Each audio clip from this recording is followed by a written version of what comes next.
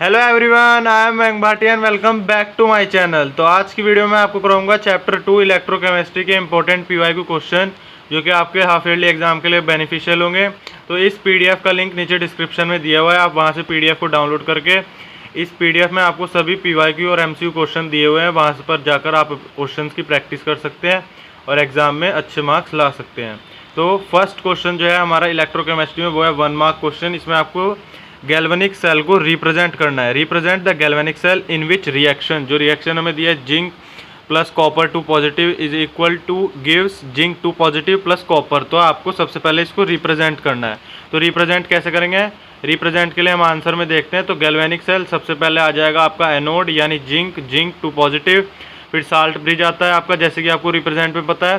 फिर आपका जो कैथोड पे रिएक्शन होती है, पहले एनोड आता है, फिर जो कैथोड पे आप फिर साल्ट ब्रिज, फिर जो कैथोड पे आपकी रिएक्शन होती है वो आएगा कॉपर 2 पॉजिटिव और फिर कॉपर। नेक्स्ट क्वेश्चन जो है सेकंड क्वेश्चन वो है what is the necessity to use salt bridge in galvanic cell. जैसे कि आपने अपनी एनसीईआरटी की बुक में डायग्राम में देखा होगा कि गैल्वेनिक सेल के जो डायग्राम में बीच में उसमें साल्ट ब्रिज को लगाया हुआ है। तो क्यों लगाया हुआ है? तो इसका जो पॉइंट्स है क्यों, क्योंकि ये कनेक्ट करता है सोल्यूशन को 2 हाफ सेल से, दो सॉल्यूशन को कनेक्ट करता है 2 हाफ सेल से, क्योंकि दोनों साइड डाला हुआ होता है ये, और सर्किट को कंप्लीट करता है। और एक ये आपके ट्रांसफर्स और डिफ्यूजन से सॉल्यूशन को प्रिवेंट करता है 1 हाफ सेल से और अदर तक। ठीक है, तो ये आप याद रखेंगे। नेक्स्ट क्वेश्चन है हमारा second question, define electrochemical cell और व्हाट हैपन जब when applied in external potential becomes greater than electrode cell of electrochemical cell. तो ये आपका थर्ड क्वेश्चन है कि इलेक्ट्रोकेमिकल सेल क्या होता है और व्हाट हैपन क्या होता है जब इसमें एक्सटर्नल पोटेंशियल जब ग्रेटर हो जाता है आपका इलेक्ट्रोड सेल से। तो इलेक्ट्रोकेमिकल सेल क्या होता है? जो केमिकल एनर्जी को, इलेक्ट्रोकेमिकल सेल एक डिवाइस है जो कन्वर्ट करता है केमिकल एनर्जी को रेडॉक्स रिएक्शन की इलेक्ट्रिकल एनर्जी में। तो ये आपका इलेक्ट्रोकेमिकल सेल होता है। अब उसने पूछा है कि व्हाट हैपन जब एक्सटर्नल पोटेंशियल ग्रेटर हो जाता है इलेक्ट्रो सेल का इलेक्ट्रोकेमिकल सेल से। तो क्या होगा? जब एक्सटर्नल अप्लाइड पोटेंशियल ग्रेटर होगा इलेक्ट्रोड सेल का इलेक्ट्रोकेमिकल सेल का, तो जो रिएक्शन है वो रिवर्स यानी उल्टी साइड हो जाएगी और इलेक्ट्रोकेमिकल सेल जो है वो फंक्शन करेगा इलेक्ट्रोलिटिक सेल की तरह। ठीक है, जब आपका एक्सटर्नल अप्लाइड पोटेंशियल जो है वो ग्रेटर होगा इलेक्ट्रोकेमिकल सेल का, तो आपकी रिएक्शन रिवर्स हो जाएगी और वो इलेक्ट्रोलिटिक सेल की तरह वर्क करेगा।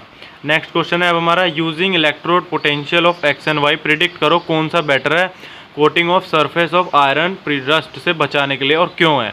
ये क्वेश्चन आपका 2019 और 2023 बोर्ड में आया हुआ है, तो ये आपके इंपॉर्टेंट है। सभी के पीछे ईयर लिखे हैं तो आपको इनकी प्रैक्टिस करनी है। तो इसमें आप पूछा है कि एक्स और वाई में से कौन सा आपका रस्ट से प्रिवेंट करेगा और क्यों करेगा। तो अब सब हम इनके जो हमें पोटेंशियल दे रखे हैं उनको देखेंगे। Fe2 पॉजिटिव का -0.044 वोल्ट है, X2 पॉजिटिव का है -2.36 वोल्ट और Y2 पॉजिटिव और Y का है -0.14 वोल्ट। तो X जो है वो आपका बेटर होगा कोटिंग के लिए। क्यों होगा? क्योंकि उसका जो स्टैंडर्ड ऑक्सीडेशन पोटेंशियल है X का वो ग्रेटर है आयरन से। ठीक है, तो माइनस में आपको पता है कि जो आयरन जो X का है वो ज़्यादा है आयरन से स्टैंडर्ड पोटेंशियल, तो जो आयरन है उसकी बाद में रिएक्शन होगी और X को जो है वो रिएक्शन पहले करने को मिल जाएगी ऑक्सीडेशन की वजह से, क्योंकि उसका पोटेंशियल ज़्यादा है। नेक्स्ट क्वेश्चन है अब हमारा, मैंने आंसर दे रखे हैं ताकि आप इसी तरीके से अपने एग्जाम में आंसर लिखें और आपको मार्क्स जो है वो फुल मिले। नेक्स्ट आ जाता है, explain the relation among the conductivity of solution in the cell or the cell constant and the resistance of the solution in the cell। ये क्वेश्चन आपका 2 मार्क्स में भी आता है, इंपॉर्टेंट है, तो ये आपको क्वेश्चन जो है वो करना है। अब आ जाते हैं हम इसके आंसर पे, क्योंकि एक ये न्यूमेरिकल क्वेश्चन है, फॉर्मूला आपको याद रखना है। तो कप्पा आपको पता है आपका होता है लेंथ 1/r यानी रेजिस्टेंस का रेसिप्रोकल इनटू लेंथ अपॉन में area. Express the relation among conductivity of solution in the cell and the cell constant और रेजिस्टेंस। इसमें आपको रिलेशन बताना है कंडक्टिविटी यानी कप्पा और cell constant resistance of solution in the cell में। तो क्या होता है इसका? आपको पता है कप्पा जो होता है वो 1/, में रो के इक्वल होता है और रो किसके होता है? रेजिस्टेंस इनटू एरिया अपॉन में लेंथ के। तो ये रेसिप्रोकल हो जाएगा क्योंकि 1/, में रो है, तो ये रेसिप्रोकल होने के बाद क्या बनेगा? 1/, में रेजिस्टेंस इनटू लेंथ अपॉन में एरिया। कप्पा आपकी कंडक्टिविटी हो गई, आर यानी रेजिस्टेंस, लेंथ अपॉन में एरिया आपका हो गया सेल कांस्टेंट। नेक्स्ट है कि लिमिटिंग मोलर कंडक्टिविटी आपकी क्या होती है। तो लिमिटिंग मोलर कंडक्टिविटी जो है वो आपकी होती है limiting molar conductivity, the conductivity of a solution जो इनफाइनाइट डाइल्यूशन पे हो, जो कंडक्टिविटी आपकी इनफाइनाइट डाइल्यूशन पे हो उसको हम कहते हैं लिमिटिंग मोलर कंडक्टिविटी। और इसको किस सिंबल से रिप्रेजेंट करा जाता है ये आप देख लीजिए आंसर में आपके, ठीक है। तो ये आपको लिमिटिंग मोलर कंडक्टिविटी और मोलर कंडक्टिविटी के सिंबल को आपको याद रखना है, कई बार बच्चे इसमें मिस्टेक करते हैं। नेक्स्ट आता है define conductivity of a solution of an electrolyte, और कंडक्टिविटी ऑफ सॉल्यूशन क्यों घटता है डाइल्यूशन के साथ। तो कंडक्टिविटी क्या होती है, ये कंडक्टेंस होती है आयन की जो आपके प्रेजेंट होते हैं यूनिट वॉल्यूम ऑफ सॉल्यूशन में, या और एक और डेफिनेशन होती है, या it is define as the conductance of a solution 1 centimetre length और एरिया ऑफ क्रॉस सेक्शन कितना होना चाहिए 1 स्क्वायर पर मीटर। ये फॉर्मूले पे बेस्ड है। सेकंड डेफिनेशन होती है कि कंडक्टेंस जो होती है सॉल्यूशन की उसमें 1 सेंटीमीटर लेंथ होती है और एरिया कितना होता है 1 स्क्वायर मीटर, और ये रेसिप्रोकल होती है आपकी रेजिस्टेंस की। तो फॉर्मूला आप देख लेंगे, इसका आंसर मैंने दे रखा है कि G is equal to 1/r, और G आपका डायरेक्टली प्रोपोर्शनल, क्योंकि 1/r है तो डायरेक्टली प्रोपोर्शनल किसके होगा सेल कांस्टेंट के, तो आपका हो जाएगा L/r है। अब नेक्स्ट हमारे से पूछा था कि डाइल्यूशन के साथ ये घटती क्यों है। तो डाइल्यूशन में आपको पता है कि नंबर ऑफ आयन जो है वो पर यूनिट वॉल्यूम घटेंगे तो कंडक्टिविटी आपकी घट जाएगी, ये आपको याद रखना है, पूछ लिया जाता है एमसीक्यू में भी। नेक्स्ट क्वेश्चन पूछा है एक्स और वाई आपके जो है 2 इलेक्ट्रोलाइट है, और डाइल्यूशन जो मोलर कंडक्टिविटी है एक्स की वो बढ़ रही है 2.5 टाइम्स, वाइल जो वाई है उसकी इंक्रीज़ हो रही है 25 टाइम्स। तो कौन सा इसमें से वीक इलेक्ट्रोलाइट है और क्यों है। तो आपको पता है वाई जो है वो आपका वीक इलेक्ट्रोलाइट है, क्यों, क्योंकि उसकी जो इंक्रीज़ हो रही है वो 25 टाइम्स हो रही है, और डाइल्यूशन में जो कंप्लीट डिसोसिएशन है वीक इलेक्ट्रोलाइट का वो स्टीप इंक्रीज़ होगा मोलर कंडक्टिविटी में।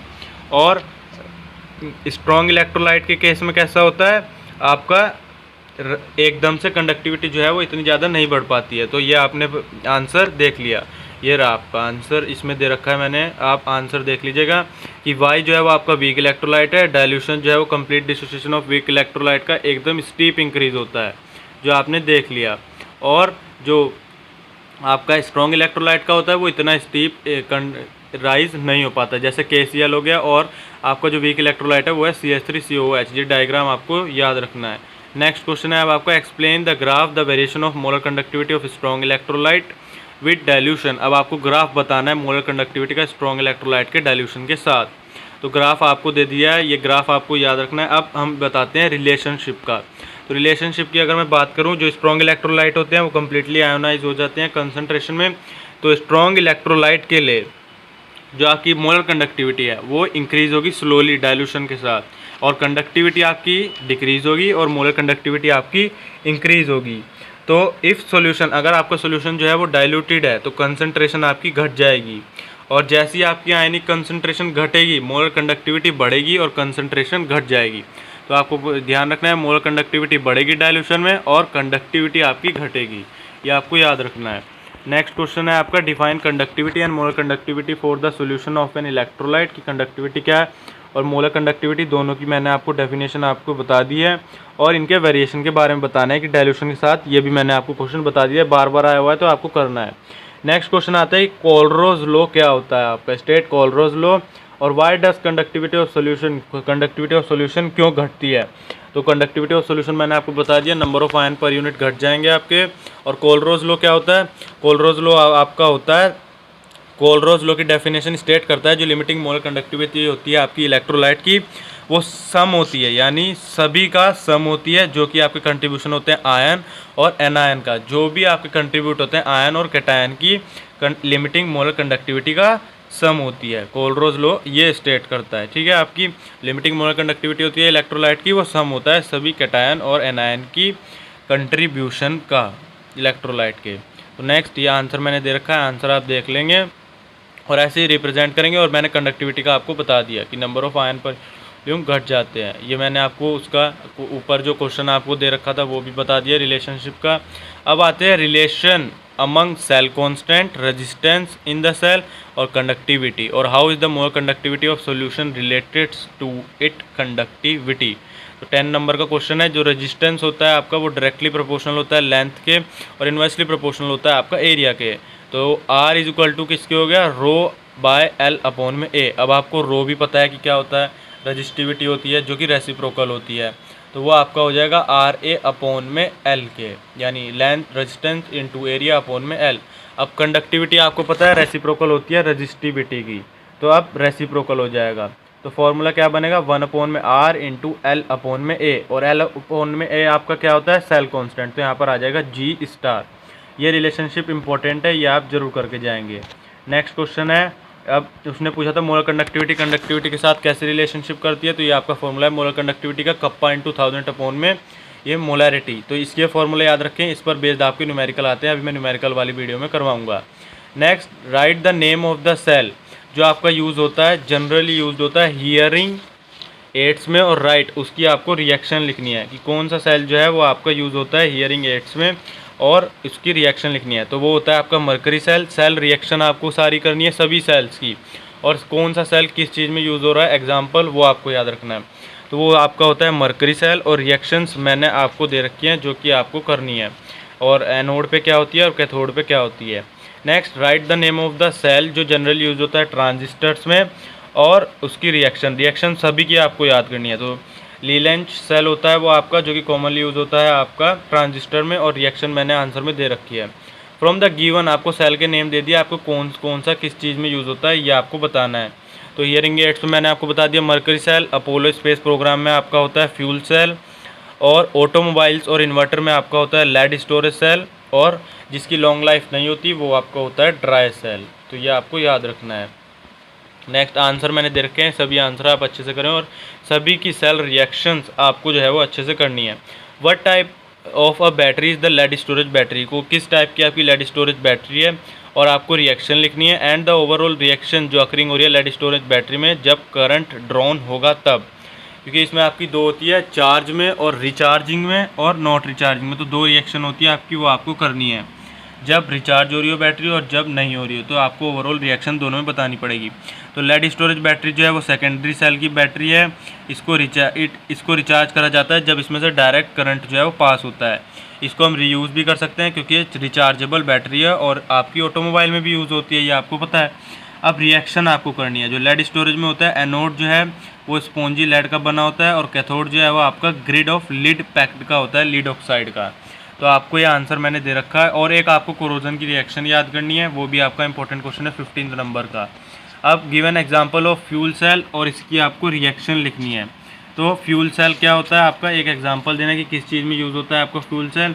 फ्यूल सेल की सबसे बारे में आपको डेफिनेशन देनी है, और किस चीज़ में यूज़ होता है आपका, ये होता है आपका फ्यूल सेल जो है वो आपका यूज़ होता है, ये मैंने आपको आंसर में बता रखा है, तो आप इसके आंसर करेंगे। नेक्स्ट आ जाता है अब हमारा क्वेश्चन,